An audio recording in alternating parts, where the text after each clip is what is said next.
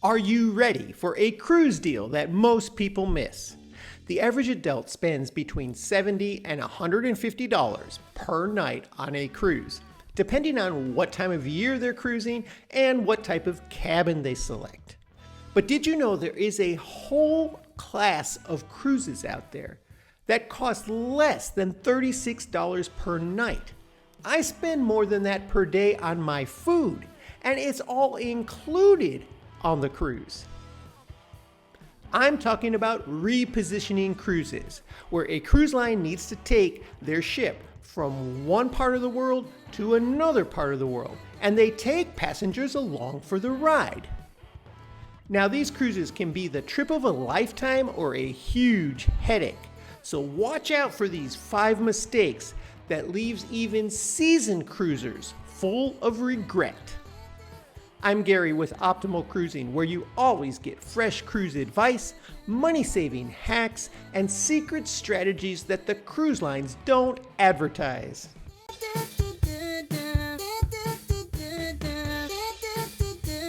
The very first time I went on a repositioning cruise, I was super excited at the great deal I was getting. As you can see here, right now you can book a repositioning cruise for 13 nights for under $500 a person. I mean, that's an outrageously low price. But I failed to consider all of the real costs involved with this kind of cruise. I had to purchase flights back home. The cruise went from Florida to Spain. The cost of those airline tickets was more than the entire cost of the cruise fare. And there are some other things that add to the cost. Most people go on a cruise for 7 days or less. That's the most common cruise that people take. But these repositioning cruises are minimum 10 days. Usually they're more like 13, 14 days. So you have to budget enough money for gratuities for those extra days and anything else that you might want to enjoy on that cruise ship. For example, if you're buying a drink package, that price is going to be a lot more than what you would pay on a 7-day cruise. And you have to be a lot more careful about the timing of your flights for these repositioning cruises because it can cost you. I have a couple of friends that booked a repositioning cruise from a city in Italy back to the United States. So they were going to take the cruise back home, and they decided to fly in to Rome the day of their cruise to make that cruise. Now, unfortunately, they had some problems with their flight and they didn't make it. So they had to get themselves to the next port of call to get on that cruise ship. Now, fortunately, they booked a cruise that had several stops at European cities before it made the crossing. So they were able to get on that ship, but it was a bit of an extra expense for them to get to the next port of call so that they could board. You definitely want to fly in the day before, maybe even a couple days before, so that you can enjoy that departure city before you get on the cruise. And conversely, if you're taking a cruise from your home area going overseas, you want to make sure that you don't book your return flight that same day that the cruise is getting into port, because things can happen, especially on a long transatlantic crossing. The ship can get delayed by bad weather. You might get into port a day late, and you don't want to be rushing to make your flight. In addition, it might be a good idea to just have an extra couple of days in that European city to do a little sightseeing before you have to go back home. Once you've got a handle on the true expense of a repositioning cruise, there are some different experiences that some cruisers love and some cruisers hate.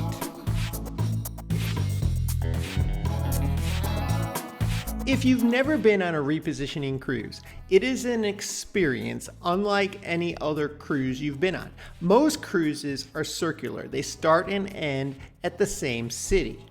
But a repositioning cruise has some differences about it that you need to know. For starters, you're going to be at sea for a number of days, usually 5 or 6 sea days in a row at minimum. So if you're the kind of person that's always waiting for that next port of call, you could get a little bored. These cruises are unidirectional. which makes cabin selection more important. Because unlike a circular cruise where the sun changes what part of the ship it's hitting, if you're going transatlantic, that sun is going to be hitting on the southern facing side of the cruise ship for the entire ride.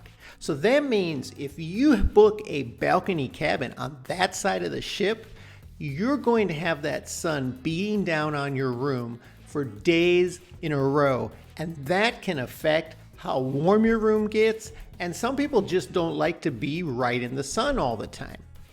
Conversely, if you book on the other side of the ship, you won't have direct sunlight the entire cruise. The weather can be rather unpredictable during the times of year when most repositioning cruises happen, so you have to be prepared for some rougher seas. And then not all repositioning cruises are created equal.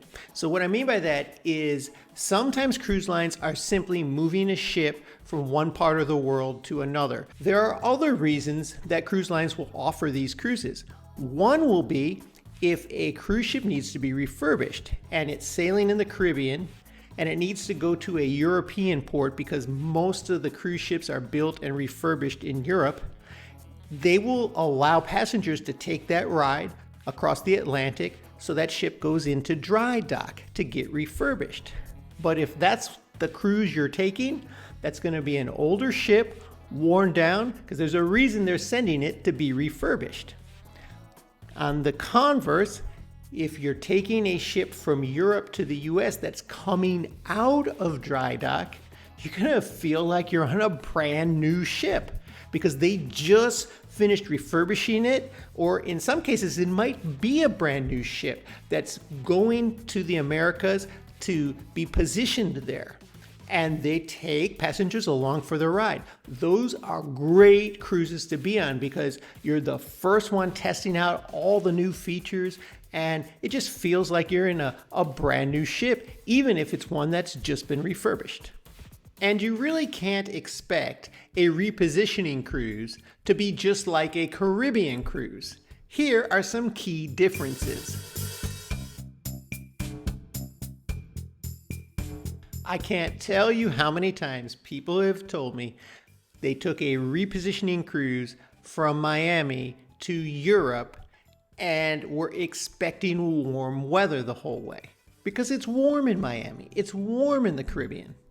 But when these cruises are traveling from North America to Europe, it's usually in the springtime and it's still cool over the ocean, which means for a large part of your travel itinerary, it's gonna be cooler than you think. Now you're still gonna have some sun and some opportunities to get out there on the sun deck and in the pool, but you're gonna have days when you really need a jacket, where you really need warmer clothes. They even hand out blankets on these cruises because they are well aware that many cruisers come unprepared.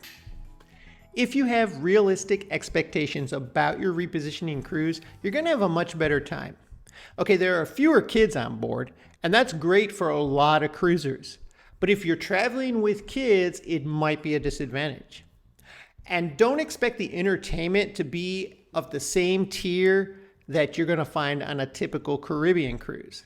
And that's because on a cruise in the Caribbean or the Bahamas, there are many ports of call, and a lot of times the cruise lines shuffle these entertainers. They get on at one port, they do a show. They get off at the next port, they get on another ship. On a transatlantic cruise, they're paying these people to be on board for a week at a time.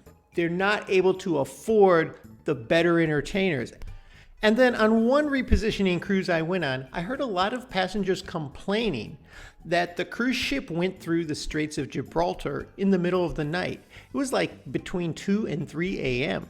And that's a beautiful sight to see. While there's still lights and things at night, it's not the same.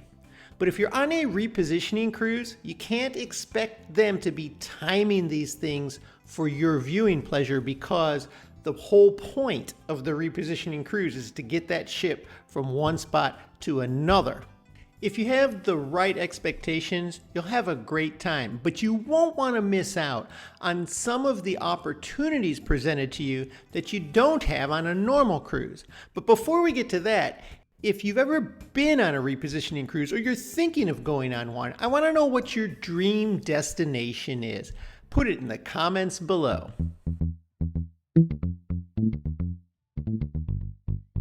If you're one of the many cruisers who typically goes during the summertime or holiday time when the cruise ships are packed with people, you're going to find on a repositioning cruise, it's rather empty. It's usually about half full. And you're going to have a lot of space and a lot of time to explore that entire ship. So unlike a typical 4 or 7 day cruise where you didn't really even have enough time to do everything, on these cruises you will. So the more interesting and the bigger the ship is that you're traveling on, the better time you're going to have. In addition to that, you're going to find that these repositioning cruises stop at some unique ports of call because they're hitting spots on the way to their final destination. They're not necessarily the same spots that a typical cruise cruising the Mediterranean or cruising the Caribbean will hit. So you might just get to see some places that most cruisers never get to. If you're gonna go on a repositioning cruise, you might as well take advantage of all of its unique features. But you're not gonna wanna miss this next tip that could save you hundreds of dollars. But first, if I've helped you out at all with this repositioning cruise topic, make sure you subscribe to our channel so you get all of our updated cruising info.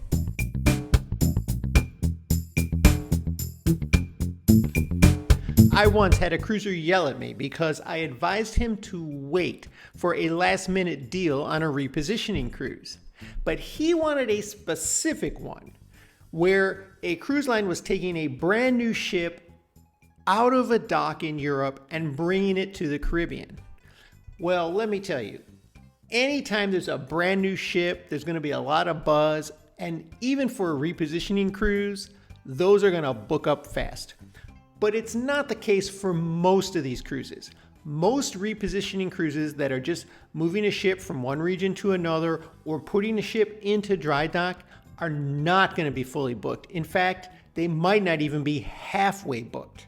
So if you wait to book these cruises until it gets close to the date of departure, you are going to save a lot of money. The last repositioning cruise that I took, I literally watched the price drop $200 per person between 3 and 2 months out of the sailing date.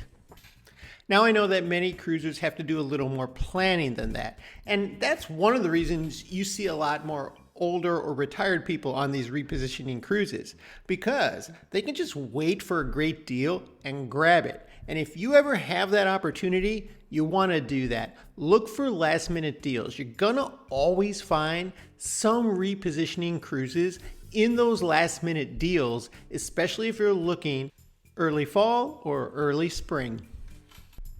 So now that you're all ready to have an amazing experience on a repositioning cruise, did you know there are 5 things cruise lines are doing right now to get you to spend extra money? I'll tell you all about those right here.